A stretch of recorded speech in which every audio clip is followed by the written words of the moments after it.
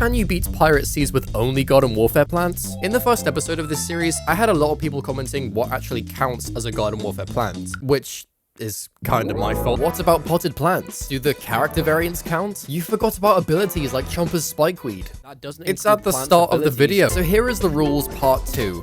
I guess. Potted plants do not count. I feel as though with the amount of potted plants you can plant from the Garden Warfare games, the challenge would suddenly become very easy, especially considering one of the plants is Doom Shroom. Wow guys, look at me go! Character abilities are still not allowed. I'm not sure how some of you have already forgotten that rule, but they're still not allowed. No Spikeweed, no Nut, no Purple Galactic Cosmic Chili Bean. As for character variants, I think I'm gonna avoid them for the most part, as it's more of a fun challenge to have the main cast fight through the levels without having to use Fire Pea Shooter, or Ice Pea Shooter, or Electric. And after popular demand, we will be allowing Battle for Neighborville plants just to spice it up a bit and have a bit of fun. So with all of that cleared up, we can finally enter Pirate Seas.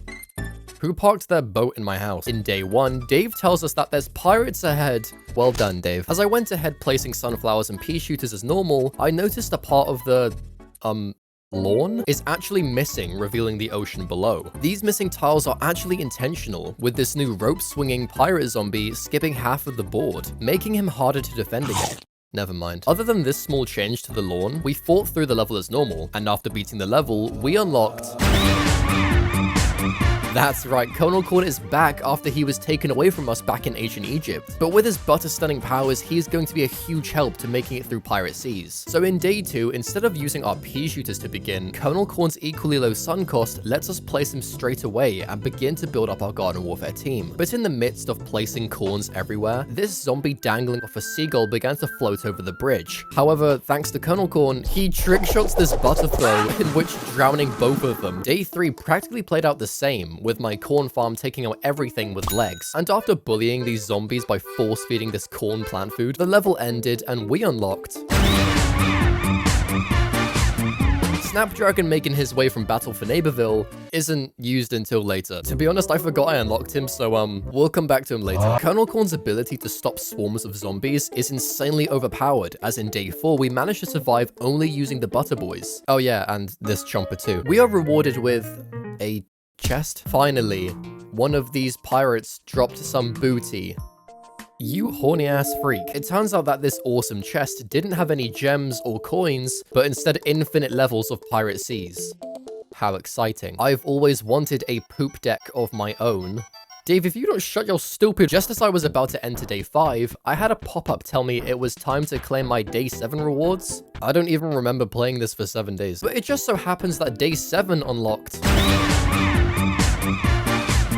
So taking Torchwood into level 5, oh, and also Snapdragon, we were about to fight fire with fire, except they don't have fire. With Torchwood now being available, we can pair him up with Pea Shooter to create our own expensive, slow recharging, space cramming version of Fire Pea. And Snapdragon makes light work of these rope swingers, being able to breathe fire across multiple lanes. The firefighters easily cleared the first wave, however, it appears I got a bit ahead of myself as the sun amounts were tanking due to the Snapdragon's and Torchwood's prices. I was about to lose these lawnmowers, but then Colonel Corn hit a collat and knocked both of them down. In day 6, I followed a similar strategy, but my planting technique was quite sloppy. The pea shooters were getting overwhelmed, despite having Torchwood to create fire peas. For some reason, I was placing cacti behind these corns, and I didn't have enough corn to slow down the uber seagulls. Thankfully, we made it to the end with only one bucket head remaining, where I decided to make ultimate Torchwood. Yeah, this'll get him.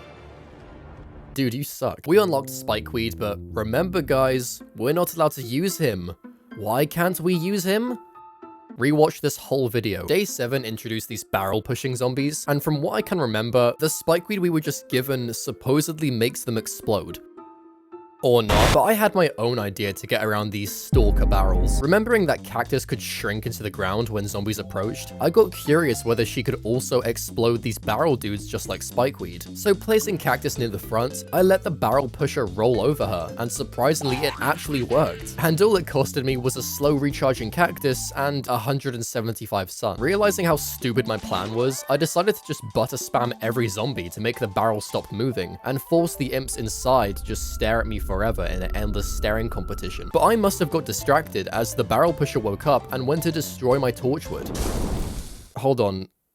What? So it turns out Torchwood works a bit different to his PvZ1 counterpart. As in this game, once Torchwood is destroyed, he sets the whole lane on fire, exactly like the Jalapeno. And it also seems that enemies nearby Torchwood take light fire damage over time, which doesn't do too much, but it's the thought that counts. But despite these unique abilities, the zombies still managed to take out a couple of my lawnmowers. And I blame you. But thanks to me spam placing every plant I have, we took out this stupid little imp, and we was given a scroll. Pirate treasure map? I don't know what this is. Look out! It's a map! Well, what's it gonna do, Penny? Jump scare me? To treasure! It says no zombies. Maps don't lie. That's funny, Dave. Here, look, I made a map for you. You wanna go find the treasure? Day 8, survive a massive attack. I can do that. Okay, what the fuck? Oh, would you look at this? So not only do I not have lawnmowers, but it's also a conveyor level. Seriously, game? Oh.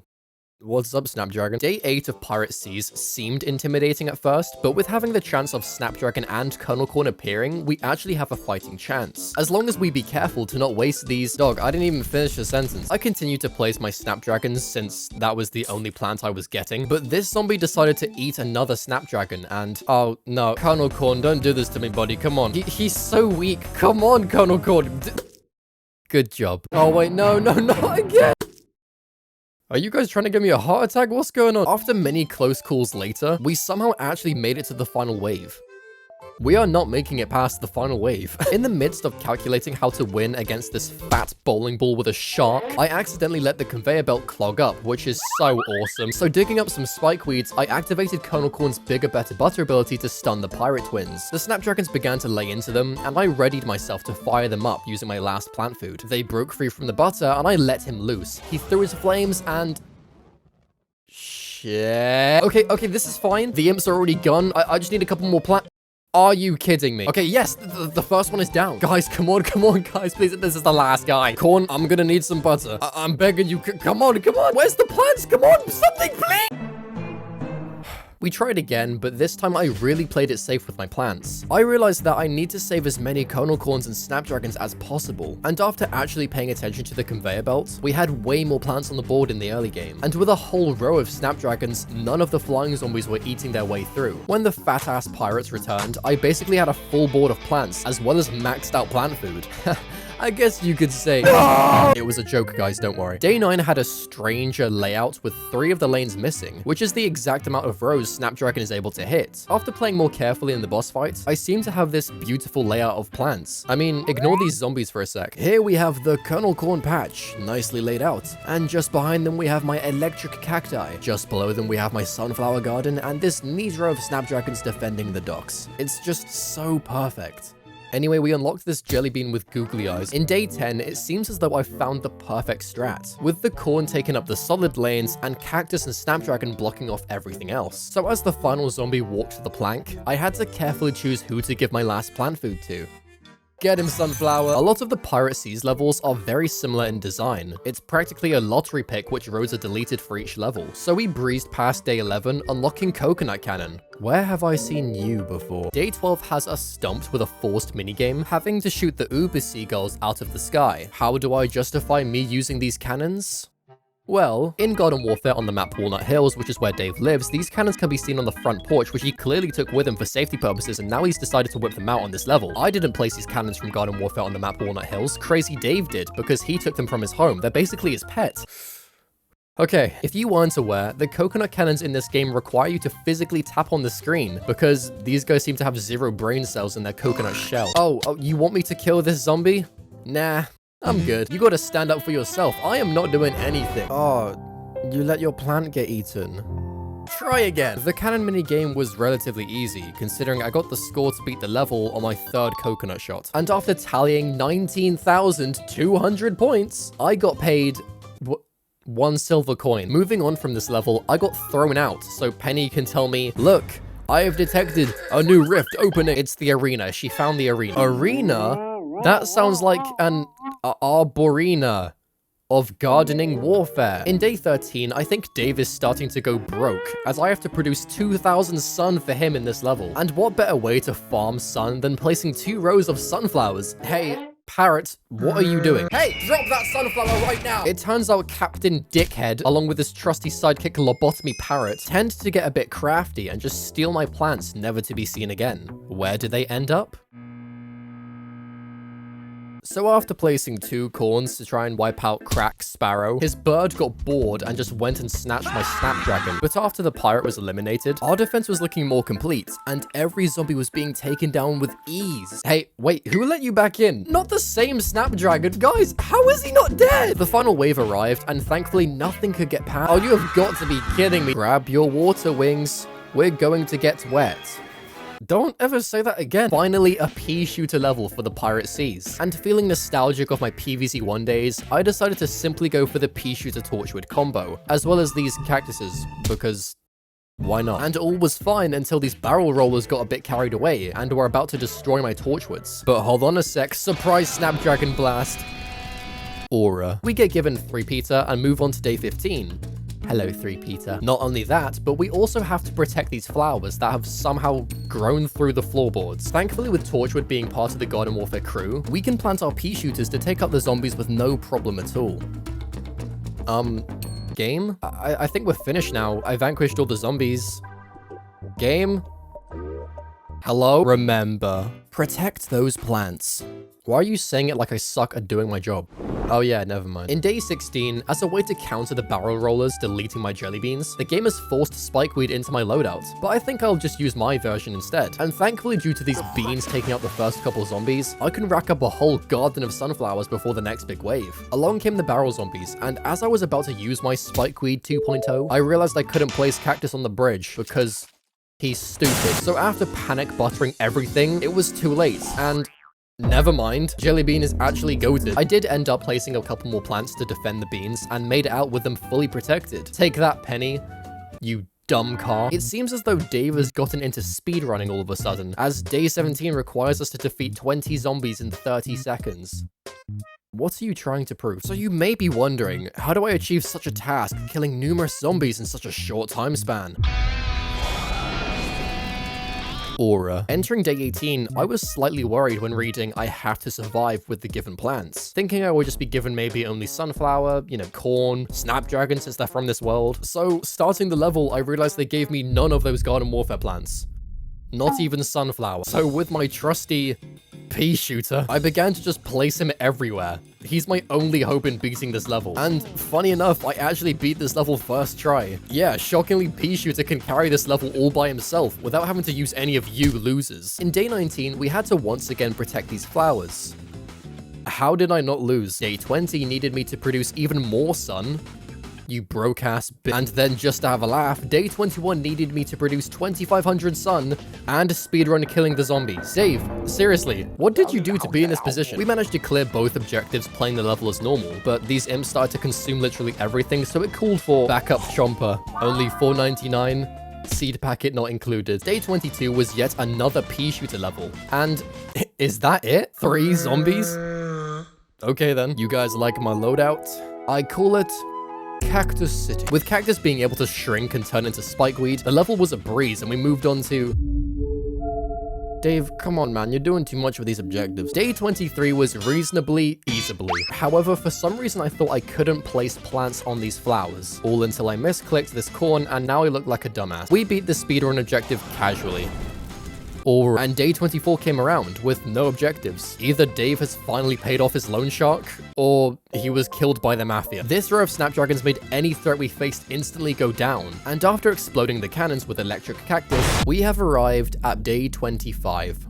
Boss fight time. I've discovered something in your time machine. It's basically the same as my stuff. Explain to me how yo ass created Penny. Is it true? Could I be a Zombot? User Dave. Am I the daughter of Zomboss? Hold on, wait, I did not know this. I need to update my theory video because this piece of info changes everything. Theories and speculation aside, we have a job to do, and it's not gonna be easy. The conveyor belt gives us Snapdragon and Kernel Corn from the Garden Warfare gang to take him down. So after beginning to plan down what I had, the Lobotomy Parrot instantly stole my Snapdragon. Yeah, it's not looking good. Half of my mowers were already destroyed, and this dumbass parrot keeps stealing all of the shit I place. However, after taking out a few zombies, we got a bit stronger in our defense. Although the conveyor conveyor belt once again was clogged up, leading to my plants once again being overwhelmed. And after this crazy Kernel Corn butter snipe, I've managed to survive for over 5 minutes. And this is the amount of health Zomboss is on.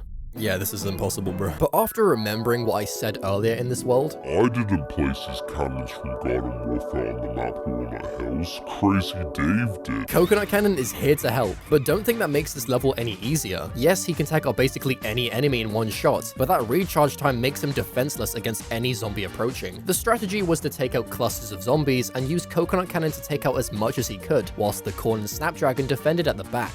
However, the conveyor belt kept screwing with me with the wrong plans, and I lost once again. This zombie ain't eating nothing. He's got no hands and is also blind. At this point, I was getting tired and thought this challenge was practically impossible with only Garden Warfare plants. The zombies kept breaking through my defense, and my plants kept on being stolen. But that's when I noticed we actually took out a third of his health, and it gave me hope we had a fighting chance. I continued my Coconut Cannon strat of taking out the clumped together zombies, but also to avoid his cooldown, I plant fooded them right after to push back the larger threats and give myself more time. The Gargantuas were just getting out of hand, but thanks to Kernel Corn, we were able to stun them just for a second whilst everything recharged. But just in that moment, Zomboss took out 2 rows of my defense, and it looked like game over from this point onwards. I sacrificed another lawnmower to buy me time, and actually managed to stop Zomboss from killing my plants with a perfectly timed coconut bomb. Only a third of his health remained. However, the biggest problem now was finding space to get rid of these plants so the Garden Warfare ones could appear. If I place these plants in an area that damages the zombies, the challenge is immediately over. With the parrot stealing my Coconut Cannon in the bottom lane, there was no way I could recover from this. And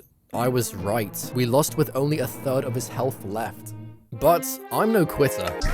Oh, piss off. We ran it back, but this time making sure I don't clog the conveyor belt with non-Garden Warfare plants. And by playing more carefully, we actually got past his first phase like it was nothing. Every Gargantua was actually getting wiped out thanks to all of the Garden Warfare plants working together. And at this point, Zomboss was at his final phase. It's all come down to the...